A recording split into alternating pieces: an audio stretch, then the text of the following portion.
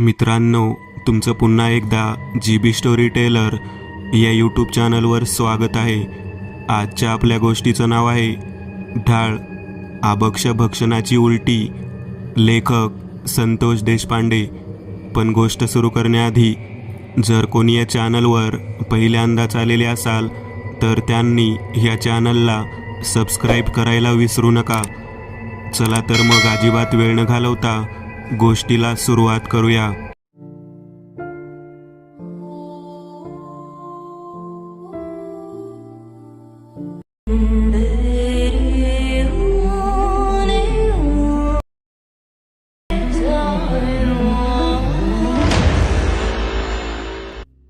पाठ आणि पोट एक झाल्यासारखं झालेलं होतं.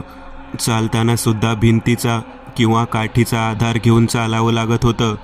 अशाच अवस्थेत मी विहिरीच्या जवळ जाऊन पोहोचलेले होते. तेव्हा विहिरीच्या बाजूला असलेल्या पारावर बसलेल्या चंदा अक्काने माझ्याकडे पाहिलं. माझ्याकडे पहा, ती म्हणाली. पोरी संपत आलीस की ग तू? काय झालं काय नेमकं? मी एकही शब्द तिला बोलू शकत नव्हते. माझ्या शरीरात बोलण्या इतपत सुद्धा त्राण राहिलेला नव्हता. चंदा माझ्याकडे पाहत माझ्या जवळ येऊ लागली. मी तिच्याकडे पाठ करून उभा राहिले तेव्हा ती मागे सरकली. 2-3 पावलं मागे सरकून कठड्यावर जाऊन उभारली. तिने कपाळाला हात लावला. तिच्यासोबत असलेल्या विद्या, नमिता या दोघी जणींनी तिला विचारलं, नेमकं काय झालं आहे? तू असं का करत आहेस? बघ, अगं बघ, राणीला काय झालं आहे? मला नेमकं समजत नव्हतं की ती माझ्या पाठीकडे पाहून असं का म्हणाली. तेव्हा विद्या आणि नमिता दोघेही जणी कपाळाला हात लावत खाली बसल्या. माझ्या पाठीवरती लाल रंगाची एक विचित्र खून उमटलेली त्यांना दिसली. माझ्या शरीरावरती अशी खून पाहून त्या दोघीही जणी घाबरलेल्या होत्या. ती खून साधीसुधी नसून रक्ताळलेली होती. चंदा आपल्या तोंडावरती हात मारत मोठमोठ्यांदा बोंबलू लागली, जाणार जाणार, थोड्या दिवसात राणी जाणार. आता तिचं काही खरं नाही. हे देवा, या पोरीच्या मागं काय पिढा लावलेली आहे रे ही? तिचे हे बोलणे ऐकल्यानंतर मला काय करावे कळेना. मी तशीच त्या जागी बसून राहिले. शरीरातील प्राण संपत आलेला होता. तेवढ्यात नमिता आणि विद्या दोघीजणी माझ्या जवळ आल्या. त्यांनी माझ्या दंडाला धरलं आणि कठड्यावरती नेलं. चंदा माझ्याकडे पाहत, माझ्या डोळ्याकडे पाहत मला म्हणाली, पोरी काय खाल्लं आहेस म्हणून तुझी ही अवस्था झाली आहे? मी तिला उत्तर देऊ शकत नव्हते. ती मला म्हणाली, काहीतरी झाकून दिलेलं तू खाल्लेलं आहे. कोणी दिलं, कधी दिलं, हे सर्व काही तुला कळेल. परंतु पोरी, तुला मी सांगते त्या पद्धतीने काम करावे लागेल. मला काय बोलावं कळत नव्हतं. तेव्हा चंदा मला म्हणाली, चल देवीच्या मंदिरात जाऊ. जानूबाईच्या मंदिरामध्ये जाण्यासाठी आम्ही निघालेलो होतो. मला त्या दोघींनी धरलं आणि बाजूलाच असलेल्या बापूच्या बैलगाडीमध्ये बसवलं आणि जानूबाईच्या मंदिराकडे नेलं. संध्याकाळ होऊन गेलेली होती. हळूहळू अंधार पडू लागलेला होता. जानूबाईच्या मंदिराच्या बाहेर असलेल्या दीपमाळीवरती दिवे लावण्यात आलेले होते. मी त्याच्या कडेला जाऊन कसेबसे बसले. त्याच वेळेला पोतराज आपल्या अंगावरती चाबकाचे फटके मारत देवीसमोर येऊन उभारलेला दिसला. चंदा त्याच्याकडे पाहत म्हणाली, बघ, आपल्या वस्तीवरच्या पोरीला कोणीतरी गिळायचा प्रयत्न केला आहे. साधासुद्धा प्रयत्न नाही, लेकरासकट पोरगी गिळली जात आहे. मला ही गोष्ट कळालीच नाही. मी चंदाकडे फक्त पाहत होते. कोणीतरी काहीतरी झाकून खायला घातलं आहे. हे म्हटल्यानंतर माझ्या डोळ्यासमोर विचारचक्र सुरू झालेले होते. आपल्याला कोण कशाला काय खायला घालेल आणि आपण ते खाल्ल्यानंतर आपल्याला एवढा त्रास कशासाठी होईल याचा मी विचार करत होते. माझा नवरा शरद माझ्यावर खूप प्रेम करत होता. माझ्या पोटच्या पोराला तोच सांभाळत होता. माझी अवस्था फार बिकट झाली होती. मी त्यावेळेला चंद्राकडे केवळ पाहू शकत होते. चंदा विद्याकडे पाहत म्हणाली, या पोरीच्या पोटामध्ये बाळ आहे. या पोरीला बाळासकट गिळण्याचा प्रयत्न कोणीतरी केला आहे. कशासाठी जीव घेत आहे ते कळत नाही. परंतु नक्कीच आठवडाभरामध्ये दोघेही जण जाणार. मी पोतराजाकडे आणण्याचे कारण तेच आहे की हिचा जीव वाचावा. परंतु तिला कोणी काय खायला घातले ते अगोदर समजणे गरजेचे आहे. सगळं काही ऐकून झाल्यानंतर मी शांततेने केवळ पाहण्याचे काम करत होते. मी माझ्या पोटाला हात लावला तेव्हा मला जाणवू लागलं की खरंच मला दिवस गेलेले आहेत आणि माझ्या पोटामध्ये गर्भ आहे. ज्या गोष्टीची जाणीव मला झालेली नव्हती ती जाणीव मला चंदाने करून दिली. तिच्या बोलण्यामध्ये, वागण्यामध्ये, प्रत्येकामध्ये एक प्रकारचा खरेपणा मला जाणवत होता. पोतराजाने चाबकाचे फटके मारून झाल्यानंतर देवीच्या समोर असलेल्या होमकुंडाजवळ मला आणण्यासाठी सांगितलं.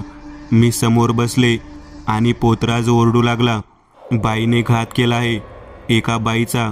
मला नेमकं समजेना की तो असा का बोलत आहे. मला तो विचारू लागला, परंतु माझ्याकडे उत्तर देण्या इतपतसुद्धा ताकद नव्हती. तेव्हा त्याने देवीच्या समोरच्या कमंडलूमधील तीर्थ मला पाजायला सांगितले. तीर्थप्राशनानंतरचा जो काही काळ होता तो खऱ्या अर्थाने माझ्या आयुष्यात कलाटणी देणार होता.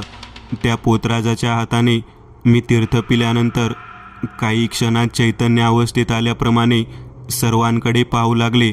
माझ्याकडे पाहत पोतराज म्हणाला, राणी, काय घडलं ग, नेमकं सांग. तुझी अवस्था कोणी केली? तुझी ही अवस्था ज्याने कोणी केली आहे त्या व्यक्तीचं नाव तरी सांग. मला नेमकं समजना की आपली अवस्था अशी कोणी केली. मी त्याच्याकडे पाहत म्हणाले, मला आजार झाला आहे, मला दुसरं काही झालं नाही.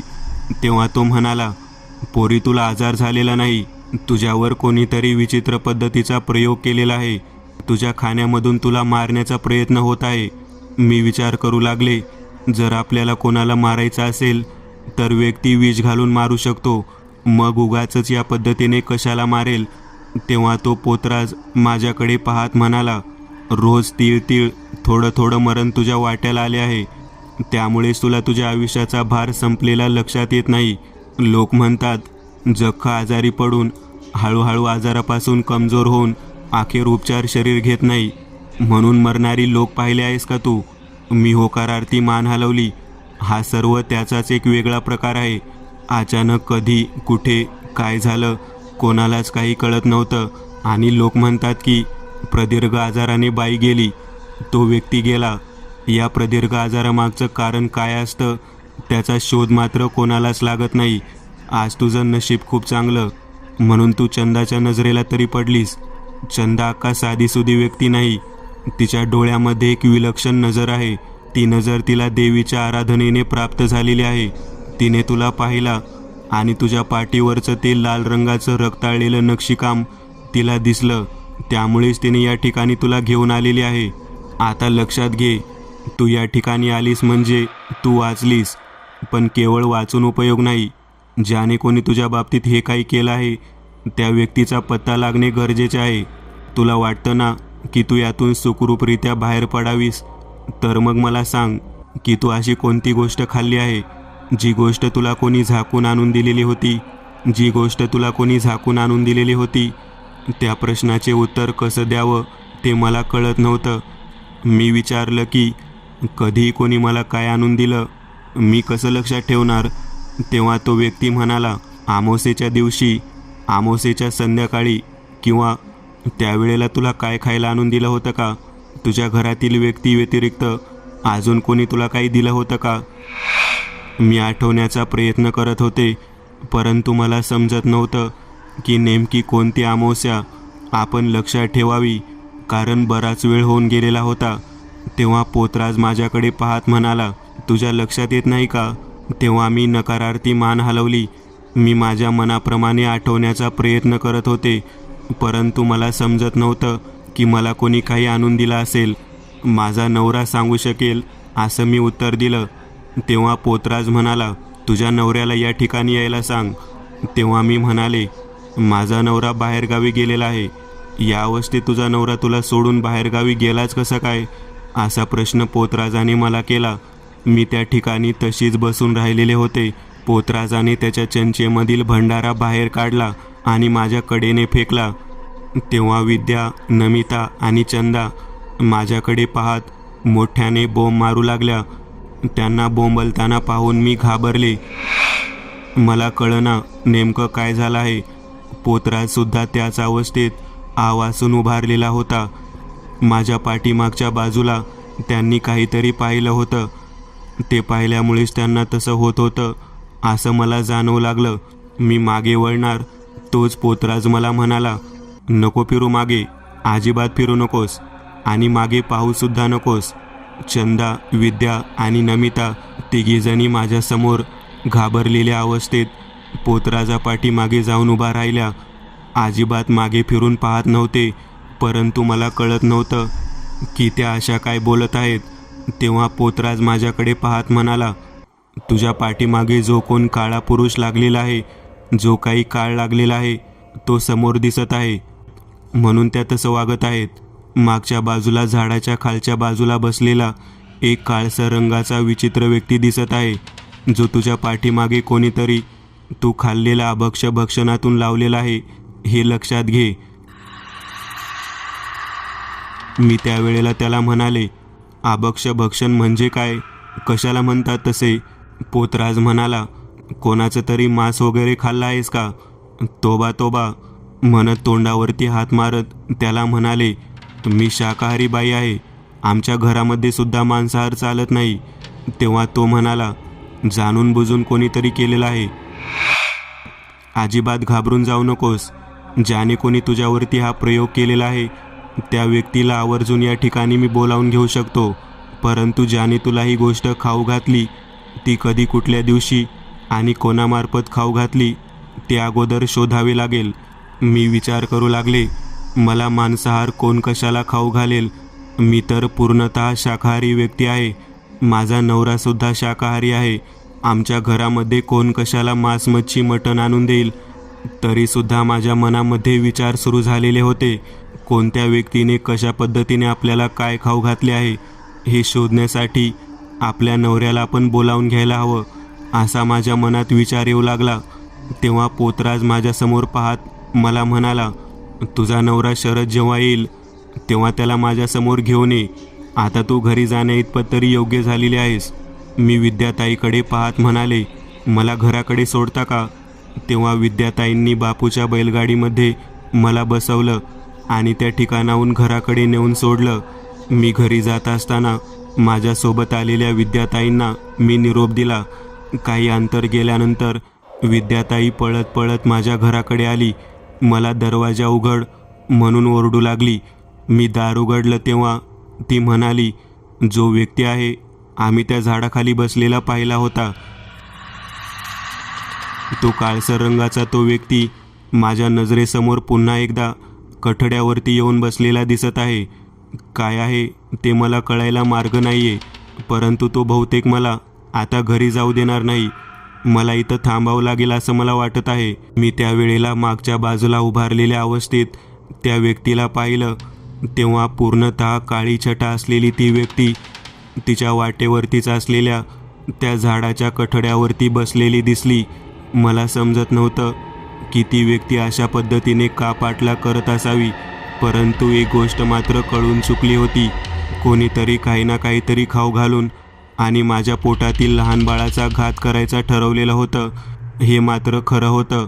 रात्री 10:30 वाजलेच्या नंतर दरवाजावरती थाप मारत माझा नवरा मला उठवू लागला. मी दरवाजा उघडला. दारूच्या नशेमध्ये झिंग होऊन माझा नवरा माझ्यासमोर येऊन उभारलेला होता. घराच्या आतमध्ये बसलेल्या विद्याताई माझ्या नवऱ्याकडे पाहत माझ्याकडे पाहत मला म्हणाल्या, मी आतमधल्या खोलीमध्ये झोपते, तुम्ही दोघे जण येथे झोपा. तेव्हा शरद विद्याताईकडे पाहत म्हणाला, आज इकडे कसे काय येणे केले? तेव्हा मी त्याला काही बोलू नको म्हणून बोटाने खुणावत होते. माझी थोडी चांगली अवस्था पाहून तो माझ्याकडे पाहत म्हणाला, आज जरा तुला थोडं बरं वाटत आहे ना? तेव्हा मी म्हणाले, होय, मला जरा थोडं बरं वाटत आहे. कुठे कडमडली होतीस? कोणाजवळ गेली होतीस? मला न सांगता कुठे गेली होतीस? माझा नवरा अशा पद्धतीने मला बोलत होता. ते ऐकल्यानंतर विद्याताई मला म्हणाल्या, तो नेहमी असाच बोलतो का ग तुझ्याशी? तेव्हा शरद विद्याताईकडे पाहत म्हणाला, आश्रित म्हणून झोपायला आलेला आहात ना, तर निवांत झोपा, आमच्या दोघांच्या मध्ये पडू नका. विद्याला ते बोललेलं वाईट वाटलं. खिडकीकडे बोट दाखवत विद्याताई ओरडू लागल्या. त्या म्हणाल्या, तो बघ, तो व्यक्ती बघ, खिडकीच्या आतमधून डोकावून पाहत आहे. तेव्हा माझं लक्ष खिडकीकडे गेलं. माझ्या नवऱ्याचं सुद्धा लक्ष खिडकीकडे गेलं. तेव्हा खिडकीच्या त्या गजामधून आतमध्ये डोकावून पाहणारा तो काळसर रंगाचा व्यक्ती मला दिसू लागलेला होता. ते सर्व काही पाहिल्यानंतर मला चक्कर आली.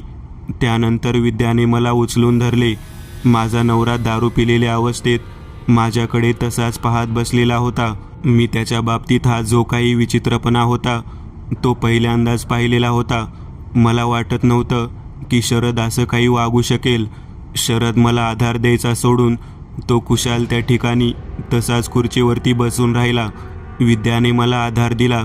शरदकडे पाहत मोठ्याने ती म्हणाली, "अरे शरद, पाणी तरी आण. तुझी बायको पोटाची आहे, तिला लेकरू होणार आहे आणि तू खुशाल खुर्चीवरती बसलेला आहेस. तुला कळतं का?"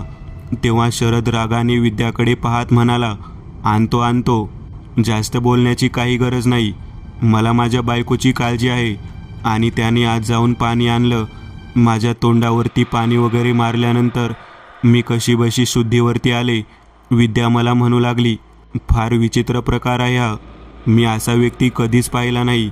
तुझा नवरा किती तुझ्यावर प्रेम करत होता, किती चांगल्या पद्धतीने वागत होता.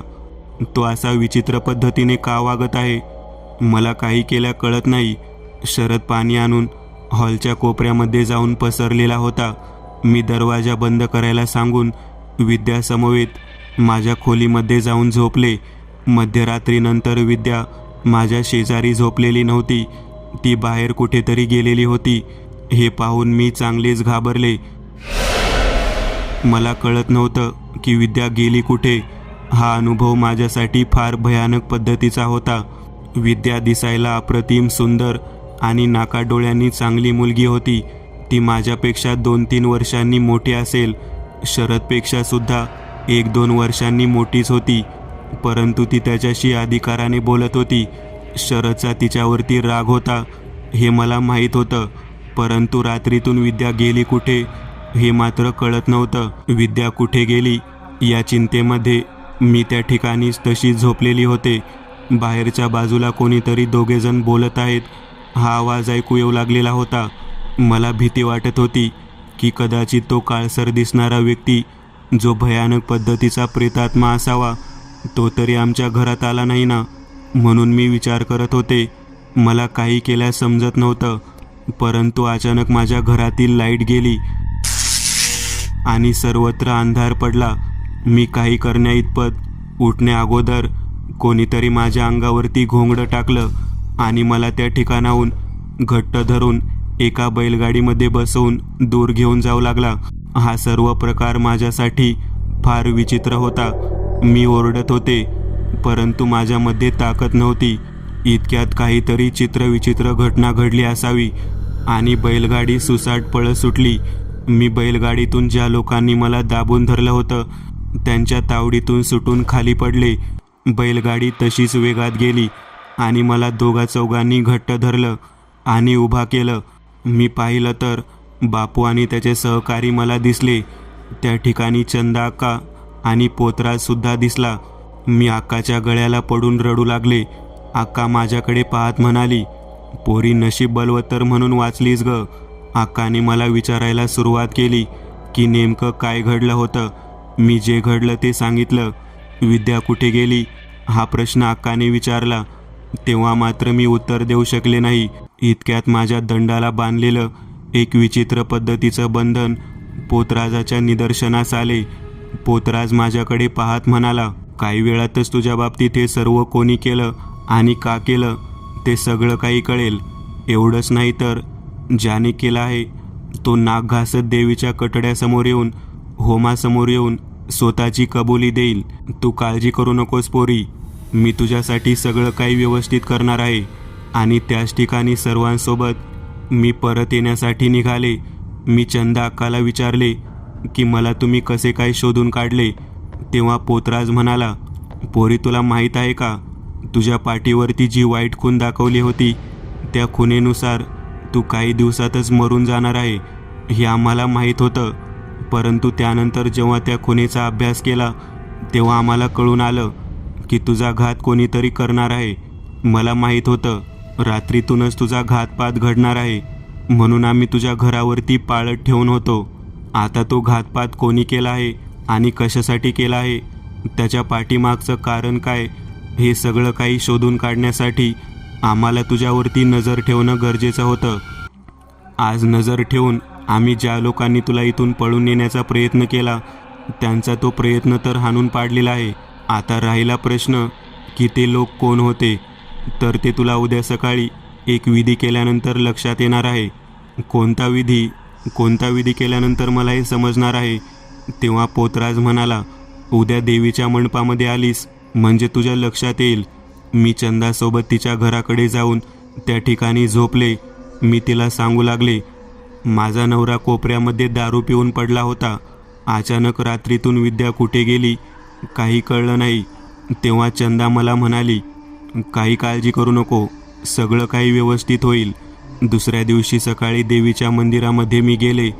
तेव्हा देवीची आरती झाल्यानंतर मला एक विशिष्ट पदार्थ पाण्यामध्ये घालून ते पाणी प्यायला सांगितले.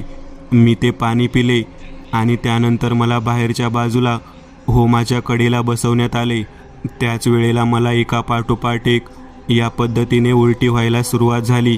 मी एकच तांब्या पाणी पिले होते, परंतु मला तब्बल 5 ते 6 तांबे पाण्याच्या उलट्या झाल्या आणि त्यातून विशिष्ट पद्धतीची मासोळी बाहेर पडली. मासोळी बाहेर पडल्यानंतर मी ती पाहिल्यावर मला फारच वाईट वाटू लागले. तेव्हा तो पोतराज माझ्याकडे पाहत म्हणाला, तुझ्या बाबतीमध्ये विचित्र जो प्रकार घडला आहे तो या मासोळीमुळे घडला आहे. तुला कोणीतरी जेवणामधून, झाकून आणलेल्या जेवणामधून मासोळी खाऊ घातलेली आहे आणि ती साधीसुधी मासोळी नाही, ती विशिष्ट पद्धतीने विशिष्ट उद्देशाने खाऊ घातलेली मासोळी आहे. व्यक्तीला जेव्हा एखादी वाईट घटना घडवून आणायची असते तेव्हा अन्नातून त्या व्यक्तीला अशा पद्धतीने रोज तीळ मारण्यासाठी तंत्रसिद्धीचा वापर करून लोक या पद्धतीने वागतात आणि त्यांना खाऊ घालतात. त्यातलाच हा प्रकार आहे. मी त्यावेळेला म्हणाले, मला का म्हणून कोणी खायला घालेल. तेव्हा ती मासोळी जी बाहेर पडली होती तिचा आकार पाहिला तर ती जवळजवळ 1 वीतभर मोठी झाली होती. त्यावेळेला पोतराज म्हणाला, तुझा जीव घ्यायचा होता म्हणूनच त्यांनी हे केलं आहे. सरळ तुला ते व्यक्ती मारू शकत नाहीत म्हणून रोज तीळ खंगवून मारण्यासाठी हे केले आहे. आता जो तुला विधी दिला त्या विधीचं नाव ढाळ आहे. एखाद्या व्यक्तीला उलटी करण्याच्या दृष्टिकोनातून एका विशिष्ट पद्धतीने एका पवित्र जगामध्ये भस्म, कुमकुम यांचं प्रोक्षण करून मंत्रसाधना करून ते पाणी त्या व्यक्तीला प्यायला दिलं जातं. ते पाणी पिल्यानंतर जर कोणी बाधा केली असेल, जर कोणी काही खाऊ घातला असेल तर ते त्याच्या वाढीनुसार पोटातून बाहेर पडतं व मंत्राद्वारे ते बाहेर पडल्यानंतर ती ढाळ दिलेली गोष्ट सगळ्यांसमोर येते. तुझ्या बाबतीमध्ये आता तेच घडलेले आहे. तू काळजी करू नकोस. ज्या व्यक्तीने तुझ्या बाबतीत हे केलेलं आहे तो काही वेळातच इथे नाक घासत येईल आणि स्वतःच्या केलेल्या कर्माची कबुली देईल. असं बोलून त्याने माझ्या मस्तकावरती देवीचं कुंकू लावलं, हळद लावली आणि मला समोर बसवलं. मी विचार करू लागले, माझ्या बाबतीत कोणी असं का केलं असेल. त्याच वेळेला त्याने माझ्यासमोर माझा तळहात धरायला सांगितला आणि मी हात धरल्यानंतर त्याच्यावरती एक धारेचे लिंबू ठेवून पोतराज काहीतरी बोलू लागला. जी मासोळी बाहेर पडली होती तिच्याकडेने माझ्या हातात धरलेलं जे लिंबू होतं ते उभं कापून ते त्या मासोळीच्या कडेने पिळायला सांगितलं. त्याच्यावरती पवित्र कुंकू टाकायला सांगितलं. काही क्षणातच माझ्या शरीरामध्ये चैतन्य निर्माण व्हायला सुरुवात झाली. मला खूप बरं वाटू लागलं. मला जो त्रास होत होता तो सर्वच्या सर्व कमी होऊ लागलेला मला जाणवू लागले आणि त्याच वेळेला विचित्र पद्धतीने हावभाव करत, ओरडत, हात जोडत, तडफडत देवीच्या मंदिराकडे येणारे 2 जण दिसू लागले. त्या दोघांची अवस्था पाहिल्यानंतर आम्ही सर्वजण ते कोण आहेत हे पाहण्यासाठी त्यांच्या दिशेने पाहू लागलो. आपल्या पाठीमागे ज्या व्यक्तीने हा विचित्र फेरा लावला तो व्यक्ती आहे तरी कोण हे आपल्याला कळायला हवे असे मला वाटत होते आणि त्याच उद्देशाने मी, चंदा अक्का आणि नमिता आम्ही त्या दिशेने पाहत होतो. ती व्यक्ती कोण आहे हे पाहण्यासाठी मी आतुर झालेले होते. मला जाणून घ्यायचं होतं की नेमकं असं कोण आहे ज्याने माझ्या आयुष्यामध्ये या पद्धतीचं दुःख आणलं त्याच वेळेला माझ्यासमोर जे दोघे जण आले ते पाहिल्यानंतर मला स्वतःचा जीव द्यावा असं वाटू लागलं. चंदा अक्का, नमिता डोक्याला हात लावला. पोतराज माझ्याकडे पाहत म्हणाला, बघ कोण आहे, बघ. मी तुला म्हटलं होतं ना, आपल्या जवळच्याच व्यक्ती असू शकतात. त्यावेळेला माझ्यासमोर माझा नवरा आणि विद्याताई येऊन उभारलेली दिसली. दोघेही जण हात जोडून विनंती करत होते, चुकलं, माफ करा, चुकलं, माफ करा. तेव्हा करणाऱ्या माझ्या नवऱ्याला पाहून मी खूपच रागाला गेले. चंदा अक्काने तर विद्याच्या केसाला धरून फरफटत देवीच्या समोर आणून बसवलं. काय केलंस तू, तुला कळतं का? स्वतःचं लग्न झालं नाही, स्वतःला मूलबाळ नाही, आणि आता ज्या व्यक्तीला ते सुख मिळत आहे ते सुख गिळून टाकायचा प्रयत्न करत आहेस तू. किती नालायक बाई आहेस तू. तिचं बोलणं ऐकून विद्या हात जोडून विनंती करू लागली, मला माफ कर अक्का, मला माफ कर. माझ्याकडून खूप मोठी चूक झाली. वासनेच्या भरामध्ये मला कोण कसं आहे काहीच कळलं नाही. चंदा आणि पोतराजाने माझ्या नवऱ्याकडे मोर्चा वळवला. 2-3 मुस्काडात मारून त्याच्या कमरेमध्ये लाथा घातल्या. त्याला चांगला बडवून काढल्यानंतर त्याला विचारायला सुरुवात केली, तू असं का केलंस? तुझी स्वतःची बायको एवढी सुंदर असताना तू तिला मारण्याचा प्रयत्न का केलास? तेव्हा माझा नवरा हात जोडून बोलू लागला.